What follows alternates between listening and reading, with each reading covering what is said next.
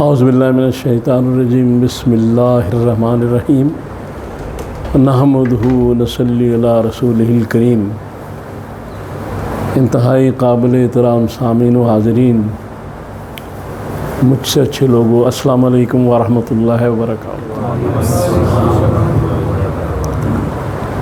بڑے پیار، محبت، عقیدت کے ساتھ درود شریف پڑھ لیں، حضور کا خاص مہینہ ہے۔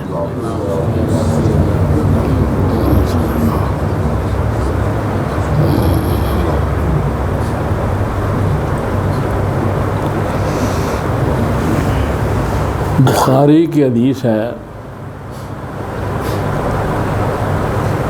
نمبر اس کا 3688 ہے اور جلد پنجم۔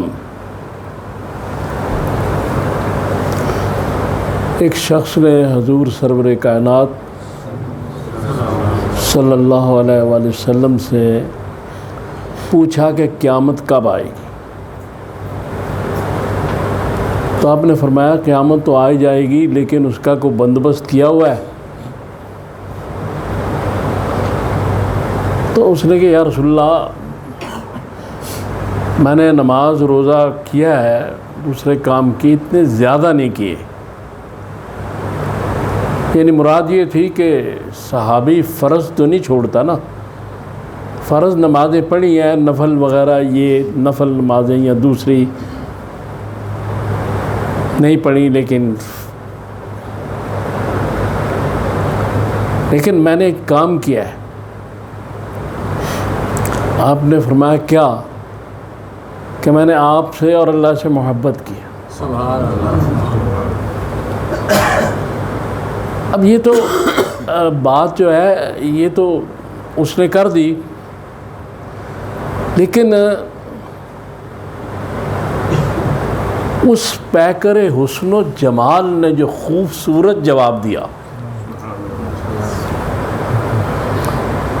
اس کا مفہوم یہ ہے، آپ نے فرمایا کہ جہاں میں ہوں گا وہاں تم ہو۔ ہر محبت کرنے والا اپنے محبوب کے ساتھ۔ صحابہ اس پہ بڑا خوش ہوئے۔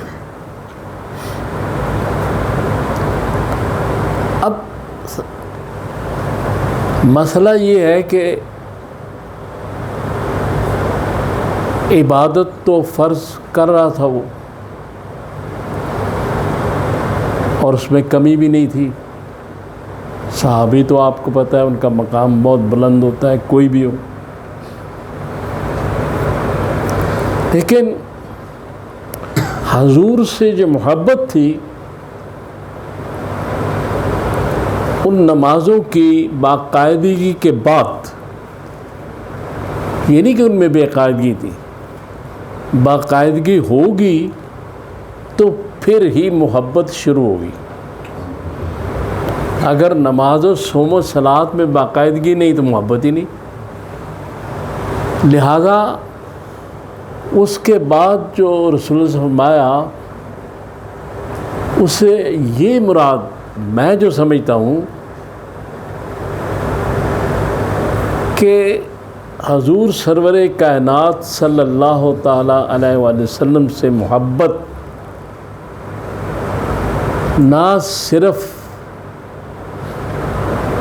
ایمان ہے، بلکہ اس سے بھی بہت بڑے آگے کی چیز ہے، ایمان سے بھی بہت بڑی۔ اور وہ یہ ہے کہ جو نماز بھی پڑھے، روزے بھی رکھے،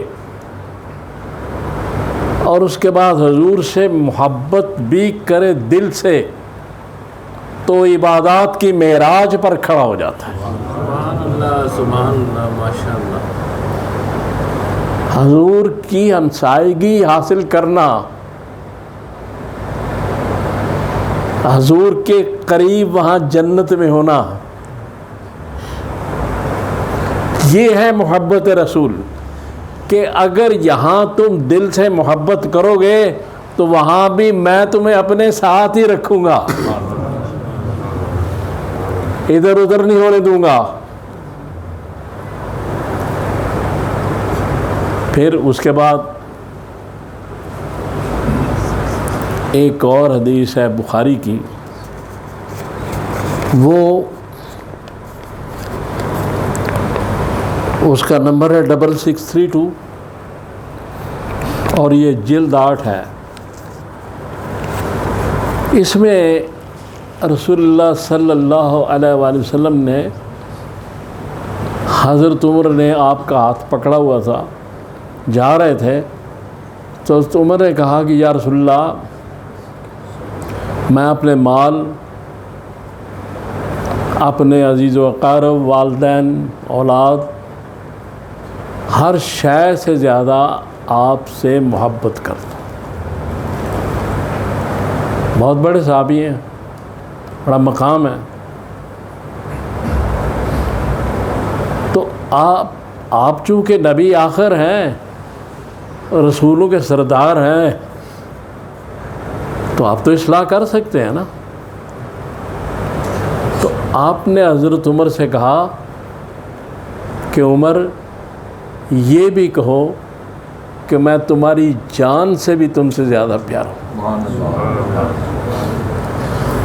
اور جب حضرت عمر نے یہ کہا تو رسول اللہ صلی اللہ علیہ وسلم نے جو الفاظ فرمائے، غور کریں کہ آج عمر کا ایمان مکمل ہو گیا. محبت رسول کے بغیر کچھ نہیں ہے. آپ اس کو عشق کا لفظ دیں، محبت کا دیں، میں الفاظ کی بحث میں پڑھنا ہی نہیں چاہتا. بحث ایک اور چیز ہوتی ہے، اس میں نہیں جانا چاہیے، الفاظ پہ گرفت نہیں کرنی چاہیے، مقصد کو دیکھنا چاہیے، مقصد کیا ہے. تو محبت جو ہے رسول اللہ صلی اللہ علیہ وسلم کی، اس کے بغیر تو کام چل ہی نہیں سکتا. حضور صلی اللہ علیہ وسلم محبت ہوگی تو نمازیں بھی اپنا مقام حاصل کریں گی، زکوٰۃ، حج وغیرہ، عمرے، تب جا کر اپنا مقام حاصل کریں گے. اپنا مقام جو ان کا مقام ہے حضور سے محبت کے بعد، اور دل سے محبت. اور صحابی تو دل سے محبت کرتے تھے. اور محبت جو ہے وہ جب انتہا پہ جاتی ہے، جب سارے اصول و قواعد کو توڑ دیتی ہے، تو اس کو پھر عشق کہا جاتا ہے.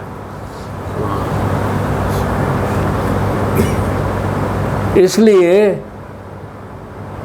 کہ عشق کوئی قاعدہ، کوئی ڈسپلن، کوئی ذات، کوئی پات، کوئی خون، کسی سے عشق ہو جائے ساری چیزیں بے معنی ہو جاتی ہیں، ہوش و حواس اڑ جاتے ہیں. عشق وہ چیز ہے. اور یہ جو حضرت ابراہیم علیہ السلام کا واقعہ آپ کو پتہ ہے، اس پہ علامہ نے ایک شعر کہا. انہوں نے کہا بے خطر کود گیا آتش نمرود میں عشق، عقل ہے محو تماشائے لبے بام ابھی. اس شعر کا مفہوم کیا کہہ رہے ہیں علامہ صاحب؟ کیا کہہ رہے ہیں علامہ صاحب؟ یہ کہہ رہے ہیں کہ جب عشق ہو جاتا ہے تو پھر آگ میں کودنے کا بھی خطرہ نہیں محسوس کرتا. پھر کوئی بلال گرم ریت پر بھی لیٹ جاتا ہے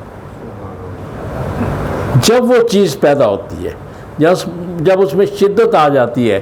چونکہ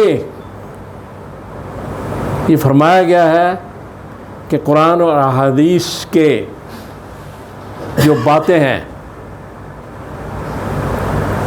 اگر تمہاری عقل سے بہت اوپر یہ چیز ہے بھئی، اگر تمہاری سمجھ میں آتی ہے نہیں آتی، ان پر عمل کرو.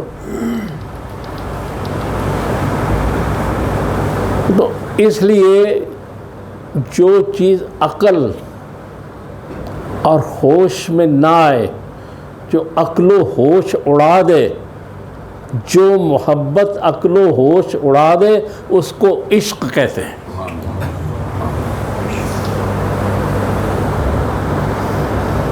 بے خطر کود گیا آتش نمرود میں عشق، عشق چلا گیا آگ میں چھلانگ لگا دی، عقل ابھی سوچ رہی تھی،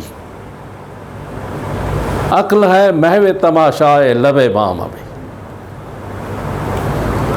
عقل کی حدود کو کراس کر جاتا ہے عشق، وہاں پھر عقل کام نہیں کرتی جہاں عشق ہوتا ہے۔ اور قرآن نے عشق کا لفظ اس لیے استعمال نہیں کیا کہ عشق جو ہے یہ سب پہ فرض کرنا انسان کی طاقت سے باہر ہے، یہ کچھ لوگ ہی کر سکتے ہیں، محبت تو سب کر لیں گے لیکن عشق کہیں حسین کرے گا یا بلال کرے گا یا ویسے کر نہیں کرے گا۔ اللہ تعالیٰ سے دعا کریں اللہ مجھے اور آپ کو توفیق دے کہ میں نے جو باتیں کی ہم پہ عمل کر سکے۔ صلی اللہ تعالیٰ علی خیر خلقہ محمد۔